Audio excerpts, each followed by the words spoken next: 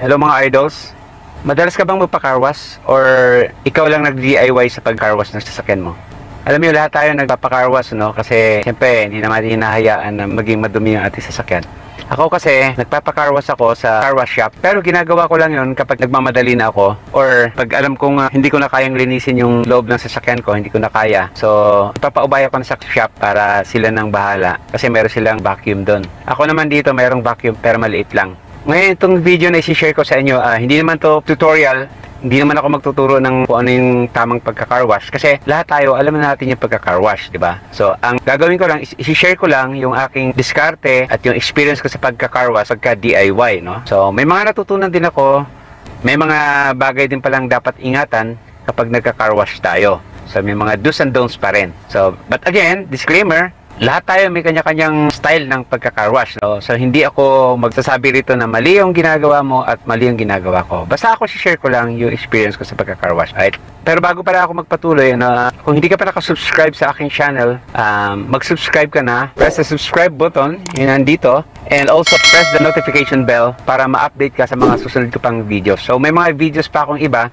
Yung iba ay tutorial, sa mga tips, sa driving, konti lang sa technical kasi hindi naman talaga ako mekaniko. At kung nagustuhan niyo ang aking video, paki-like niyo na rin po at paki-share sa iba. By the way, gusto ko nga palang pasalamatan yung mga nanood at nag-comment doon sa previous videos ko, like yung tips sa pagpapark ng automatic car, yung mga do's and don'ts. Naintindihan ko na may mga iba sa atin na nag-agree at nag-disagree sa ating pinakitang video. Ito na pong request ko sa atin, gawin na rin po nating rules ito. Pagka nag-comment tayo ng hindi totoo yan, hindi ako agree dyan, back-upan po natin na paliwanag, no? I-share nyo yung idea nyo para ma-share din po sa iba. At sana iwasan din po natin yung mga unfriendly comments or maanghang na salita. I'm sorry doon sa mga previous videos ko na medyo offensive yung mga words na ginamit. Kailangan kong i-take down, kailangan kong i-remove kasi hindi siya healthy doon sa community, no? Alam din naman ng YouTube yan. So, ulitin ko lang yung rules natin dito. Mag-comment kayo and then if you agree or disagree, back upan nyo yung ideas nyo, yung opinion nyo para maituro din sa iba. So, simulan na natin ang video.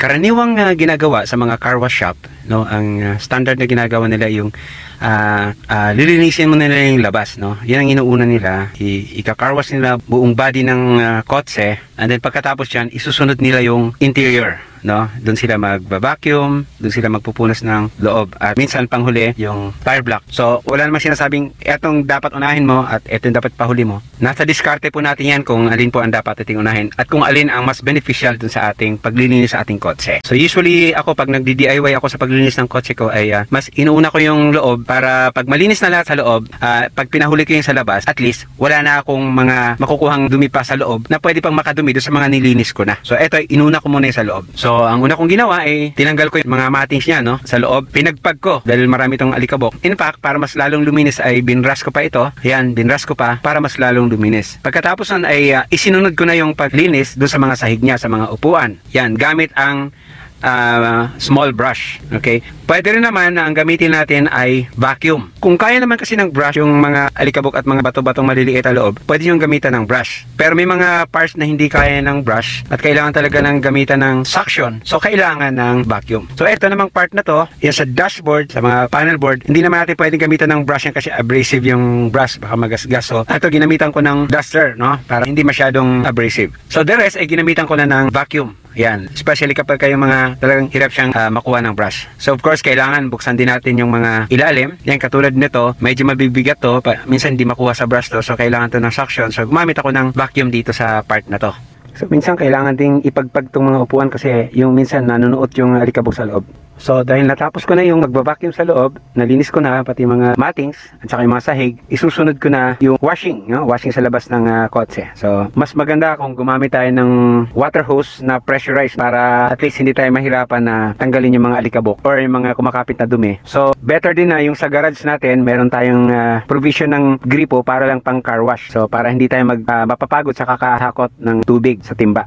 So ito ang ginawa ko, syempre binasa ko muna lahat para lumambot yung mga naninikit na dumi. Usually, yung mga mas madudumi talaga yung nasa ilalim ng mga tambol. Yan, sa ilalim ng yung arko na yan. So, kailangan dito pressurized water. So, yun ang ginawa ko. So, pressurize siya. Tapos, ang ginawa ko ay parang pinawi ko muna or gamit ang kamay, no? Saka yung running water. Kasi may tendency kapag ginamitan mo to ng basahan, yung mga buha-buhangin dyan na nakadikit, yan ang kukuskus dun sa body natin sa sakyan at magagasgas yung pintura. So, mahalaga na kapakapain mo ng kamay kasi at least pag kamay, nakakapa mo yung dumi at medyo nakokontrol yung pagtanggal ng dumi. And then, yun nga, mahalaga na running water at pressurize para makakatulong yun sa pagtanggal ng mga dumi initially bago ka magsimula talagang magsabon. So, pagkatapos nun, nabasa ko na at medyo natanggal-tanggal ko na yung mga naninikit na dumi at buhangin, nag-prepare na ako ng sabon. Pagdating naman sa sabon, so wala naman tayong kinikare dito na brand, no? So, any soap na pwede sa kotse, as long as hindi siya abrasive, hindi siya harmful sa ating mga pintura.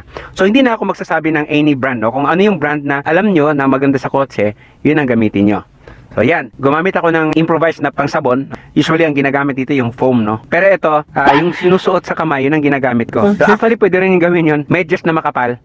So, as long as hindi siya abrasive. So, yung medyo malambot. So, yan. Sinabon ko muna yung buong body. Pero may natutunan din ako dito, guys, no? Minsan, kailangan pala na by section natin siyang sabunin. Bakit? Kasi kapag sinabon natin ng dire-diretsong buong body ng sasakyan, may tendency na kapag inabutan ka ng init, matutuyo yung mga sabon at magkakaroon to ng mga batik-batik. At kapag yun ay natuyo, minsan naiiwan yun sa mga salamin, sa body ng sasakyan at nagkukos ito ng hindi magandang result sa ating mga sasakyan. So, yan katulad yan, uminit na. So, may tendency na maabutan ako ng pagkatuyo ng sabon at magbabatik-batik ito kapag hindi ka agad nabanlawan. So, I preferred na gawin ko itong pagsasabon by section. So, halimbawa, sa front muna at saka sa side. Sa front o konting side. So, yun ang ginawa ko dito. Ayan, pinakita ko sa inyo guys. Yung mga bula na yan, pag natuyo yan, dahil sa sobrang init, pwede yan mag-create ng batik-batik doon sa ating mga salamin at pintura. So, yung ginawa ko ay binanlawan ko muna tong section na to and make sure na matanggal na yung mga bula bago ako mag-proceed dun sa next section. Siya nga pala,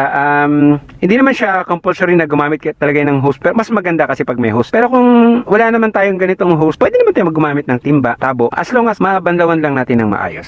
So wala pong rules dito, no, na kailangan talaga hose at mali na gumamit ka ng tabo. Wala pong mali dito. So kung alin na mas convenient ka. So by the way, isa pang bagay na natutunan ko dito, bukod dun sa yung maiwasan yung mga batik-batik kapag nagsabon tayo, yung paggamit natin ng pressurized hose, no? Ingatan po natin na ang hose natin, especially kapag highly pressurized at itinutok natin sa may radiator area, sa sobrang lakas ng pressure nito, pwede ito magdulot ng pagkasira o pagkayupi ng mga maliliit na yung strands nung sa radiator na pwedeng mag-cause ito ng leak. So delikado. So kailangan i-adjust mo yung hose, medyo i-spread ng konti yung nozzle niya para hindi masyadong malakas ang pressure doon sa radiator. So dahil natapos ko na yung first section, yung front saka yung konti sa side, proceed na ako doon sa side doors, no? Doon naman ang sinabon ko kasi yun nga, para by section tayo, hindi maabutan ng pagkatuyo. So eto, sinasabon ko na yung mga gilid niya. Then after nito, babanlawan ko naman kaagad to. So ayan, binabanlawan ko na yung side after ko siyang masabon. So I make sure na hindi siya matuyuan para hindi siya mag-create ng mga batik-batik. Ngayon, panaka-naka, kailangan balikan ko rin yung una kong tinapos, no? Kasi baka matuyo na siya. So basa-basain ko naman siya ng konti. So ito na yung third section sa may likod ng sasakyan. So dito naman ako nagsabon ngayon, third section na ito. I made sure na bago siya matuyo ulit, binanlawan ko na naman siya. So yan, ingat na wag siyang matuyuan sa tindi ng sikat ng araw.